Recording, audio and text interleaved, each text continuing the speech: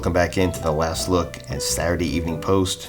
We're in 1955 and it's the ninth inning. What are you going to do when your kid falls asleep? He almost made it. In this issue, there's a story of Bob Grimm, the 1954 American League Rookie of the Year, who made a name for himself with teammates in a losing yet strong effort towards the end of the season. Also known as Eye Doctor, in this picture, the young lad on the left doesn't like the idea of glasses or wearing them. Maybe because he thinks he'll look funny, maybe it'll hinder his performance playing baseball. But even the great Rogers Hornsby played second base wearing specs.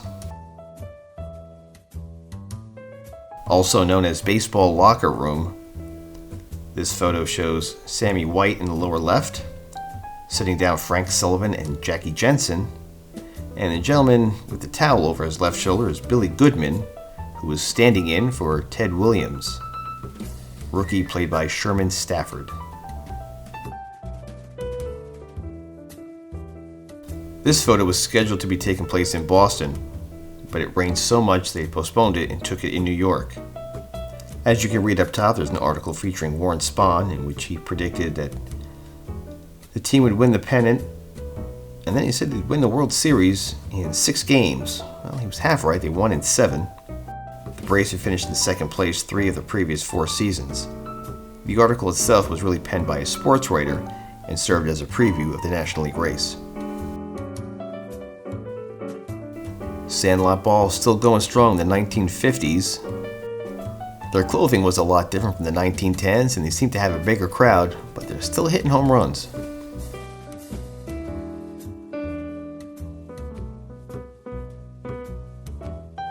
In this picture, Norman Rockwell wants you to lean in a little closer and get a better look at what's going on beyond the fence. Notice how his name is carved in the wood on the lower left. Why are sales down on the first 2 floors of this department store? Well, because the TV department is on the 3rd, and the 1958 World Series rematch between the Yankees and the Braves are happening.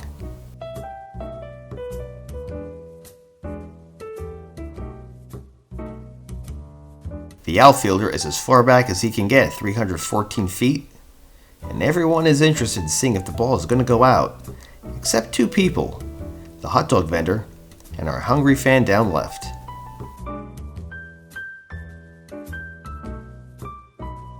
Seems like a beautiful day in early spring to take a break from math class and play a few innings outside. Speaking of math, you know that no rules equals more fun.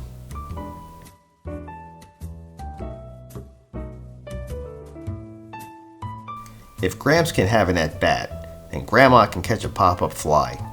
Well, at least she didn't lean into the play.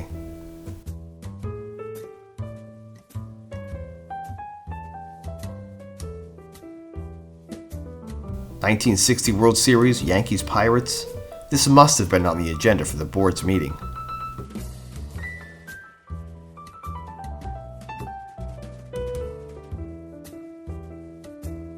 Yes, it's nice of you to visit me in the hospital, but really? Mom seems put off, but we are 2 weeks into the season.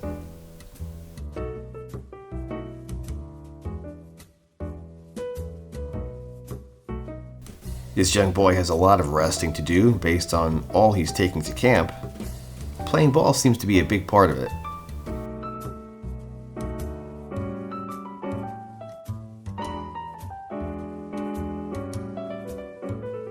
Cover price of the Post jumped to 20 cents in 1962. In this issue, an article about brash Pittsburgh hitter Dick Stewart, who created lots of headaches for management. The cover itself, 2 teams just about to play ball, saluting the flag for the national anthem.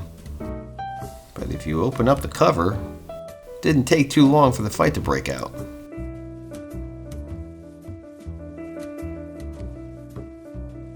Here's a great photo of Leo the Lip, taken by Larry Schiller in Vero Beach, 1963. In this issue, highlights of Leo Durocher's memoirs, 15 pages worth, and lots of photos. We jump 10 years, and the Post is now $1 an issue. It actually folded for 2 years in 1969, then resurfaced and was issued every quarter starting in 1971. In this last image, what's worse than being reminded about school supplies than to have the school supply store directly across the street from your school building? Only a few more days of ball left before summer ends.